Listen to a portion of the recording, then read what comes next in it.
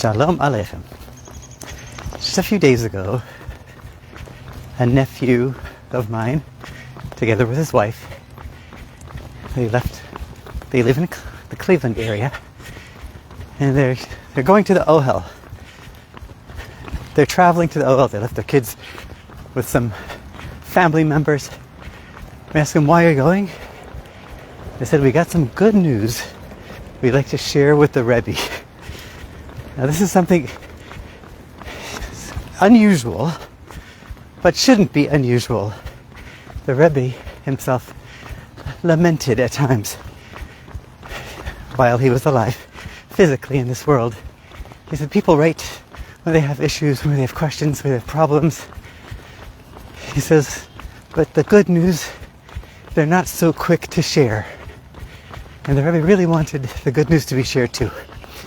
Now that's when the Rebbe was alive physically in this world, but also now, after his physical passing, we still go to the Ohel and we still write to the Rebbe, and we're meant to write good news too, not just when we need something, not just requests, but also good tidings. But why? Why do we go to the Ohel? Why do we talk to a Rebbe? Why do we ask a Rebbe for blessings anyway? It's a big question. I'm sure many people have. And I'm just going to touch upon one aspect of it as it relates to this week's Torah portion. In Parshas Pikudei, the Jewish people are completing the Mishkan, the tabernacle, the holy temple. They've worked on it the last 5 parshas. Truma, Tetzav, Kesisa, Ohel, Pikudei. We've been working on the Mishkan, on the tabernacle in the desert. God said, make me a dwelling place, and the Jewish people did it. Now, when they completely finished working, it says that they brought to Moshe all of their work. They brought it to Moshe.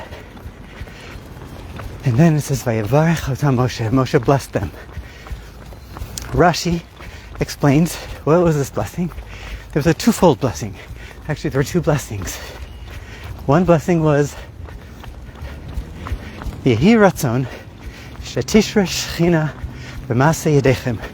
May it be God's will that the Shechina, God's presence, will rest in the work of your hands. So that was the first blessing. So the next one was, V'hi Noam Hashem Elokeinu Aleinu B'maseh Deinu Kaneu. Basically, he says the pleasantness, the beauty, the kindness, the glow of God should be on us and on our handiwork. So in the first blessing, he blessed their work. The second blessing, he blessed himself, he included himself in the blessing with the Jewish people.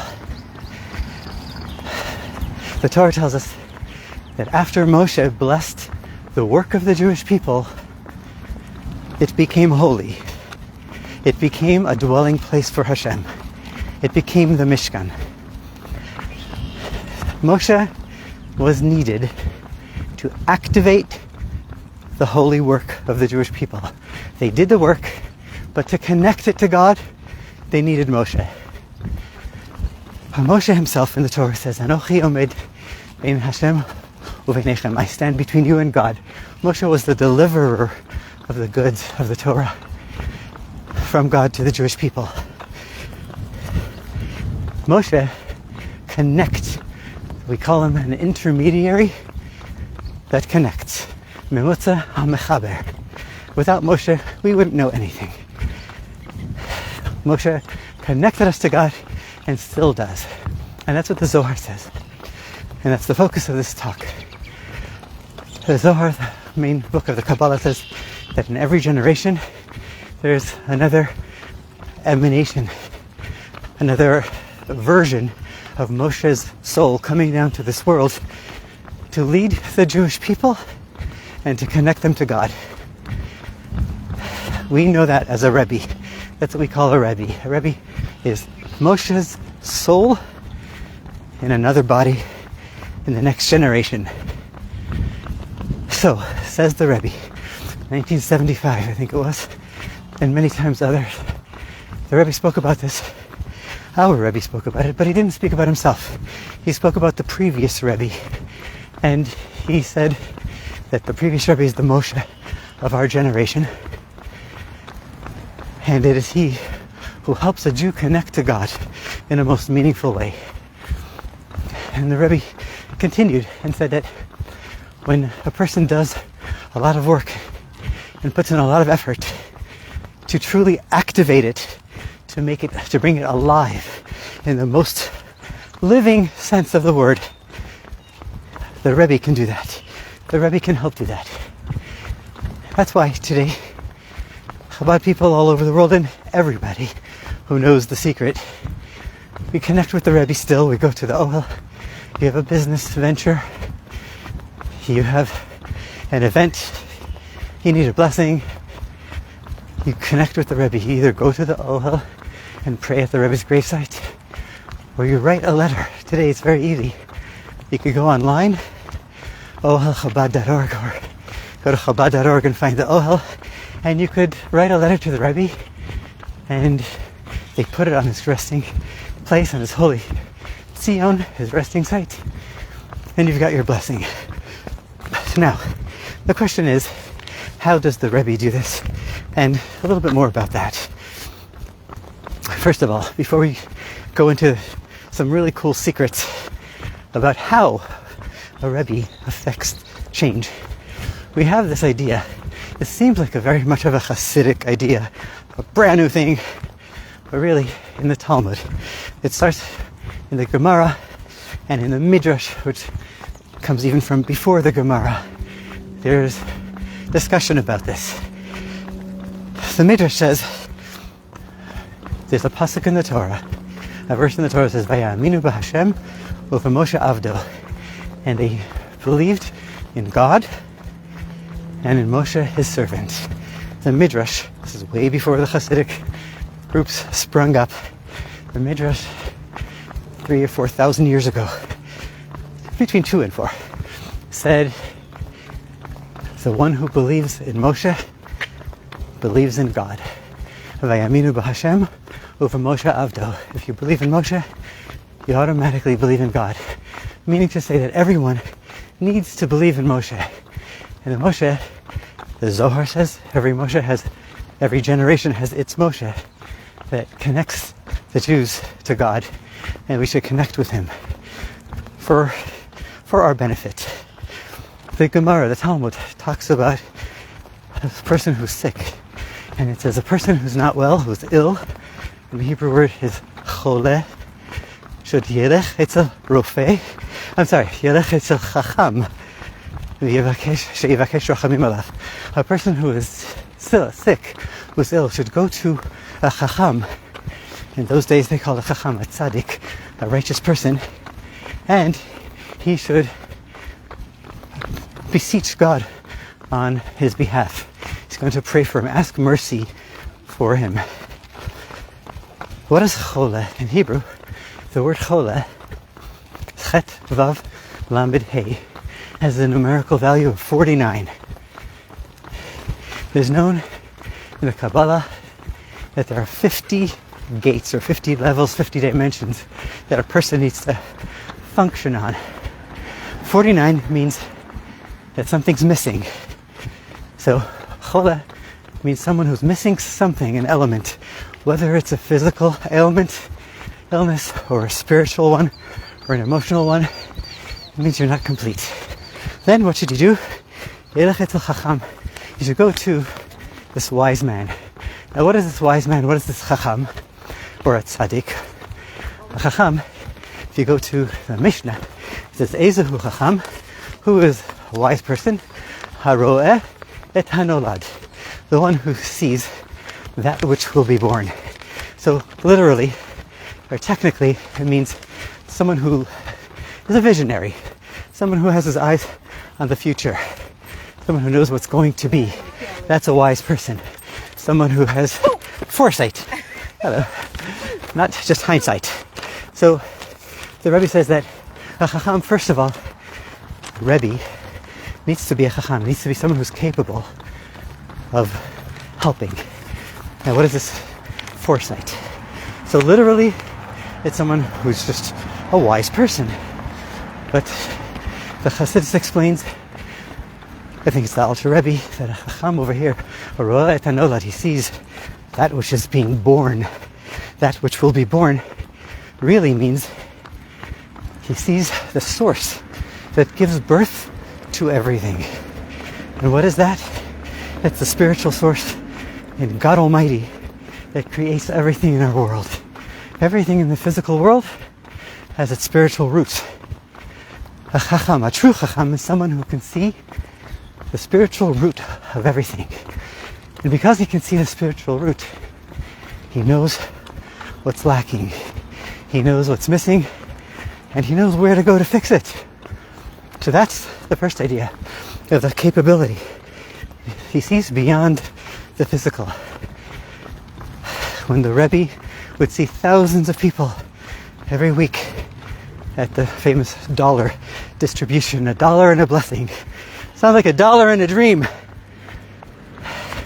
By the way, I'm just thinking the Jewish people's luck is stronger in the month of Adar. So we should all buy lottery tickets. The Rebbe, somebody once asked the Rebbe if it's okay to buy a lottery ticket, parenthetically.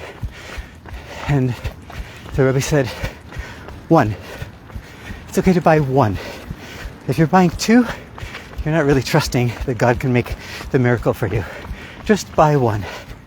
So I think now's a good time, the month of Adar, to buy lottery tickets for the Jewish people. Okay, so at the Rebbe's dollars, when the Rebbe gave out that $1 and a blessing, or 2 or 3 or 4 or 5, he saw there's hundreds of thousands of miracles and clear prophecy that was demonstrated during those dollars. We see that the Rebbe didn't just see the person walking by, the physicality, but saw the root of the person, and he knew what the person needed and was able to help that way. Now, how does he help? And here's where it gets fancy. How does a Rebbe, a Chacham, help? So first of all, because he knows the problem, Yidiyat ha'machala chatzi refuah. Knowing the problem is already half the cure. That's one parenthetical idea. He knows the problem. He's able to ask God for mercy for that specific problem. But the Rebbe also revealed another little secret here that is known to the Chachamim, to these tzaddikim, to these righteous holy men. And that is called the Tzirufei Otiot. A fascinating idea. If you look, one of the oldest books, arguably the oldest book we know, it's called Sefer HaYetzirah. It's the book of formation, the book of creation. It's attributed to Adam HaRishon, to Avraham, attributed to the first humans who walked the face of the earth, talking about how God created the world. In there he talks about how everything in this world was created through the letters of the alphabet, of the Hebrew alphabet. Now if you count them, there's only exactly 22 letters of the Hebrew alphabet. How can you create a lot of things with 22 letters? If you add the doubles, there's 5 doubles. If you add the end letters, there's 5 more.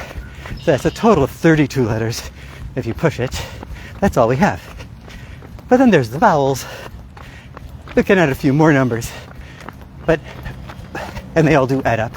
But one of the points that he explains over there is that in the letters themselves, in these limited number of letters, there is an arguably unlimited, or borrowed term, unlimited amount of configurations one can make with those letters. What does that mean? It doesn't mean just that the most common idea, the word mayim is mem, yud, mem. So the letters mem, yud, mem create water. Sus, samach, lav, samach means horse. Those letters create a horse. But how about if you take a letter and you configure it differently? So we learned in my Monday night Hasidus class, we're just learning that. Here's an unbashful plug for my Monday night Hasidus class. We learned about one of the codings called At Bash, where Aleph and Tuf are exchanged. Bet and Shin are exchanged. Gar, Gimble, Resh, Dak, Dalet, and Kuf. So each letter exchanges for something else. That's one of the codings, where you write something, but each letter is its exact opposite. And there's other ways where letters are similar sounding, like a Samach and a Sin, or an Aleph and an Ayin, a Kaf and a Kuf. They could be exchanged. And then there's another millions or billions or trillions of ways you can configure these letters into other things. So the Rebbe says over here that a Chacham, a Tzaddik, when he sees the root of things, sees the letters, the formation of the letters that are creating that situation.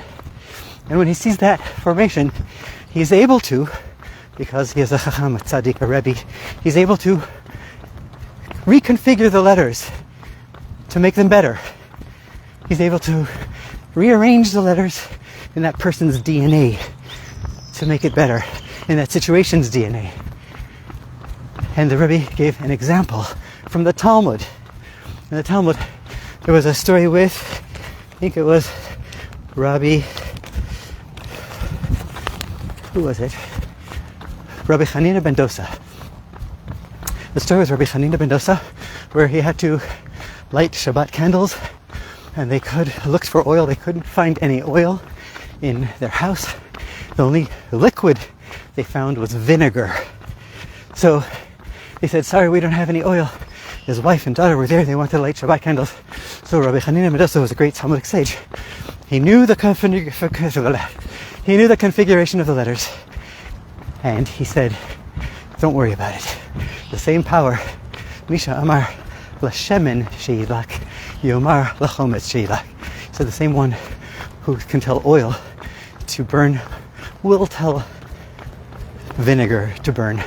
And he reconfigured the letters of the vinegar to become oil, and they burned.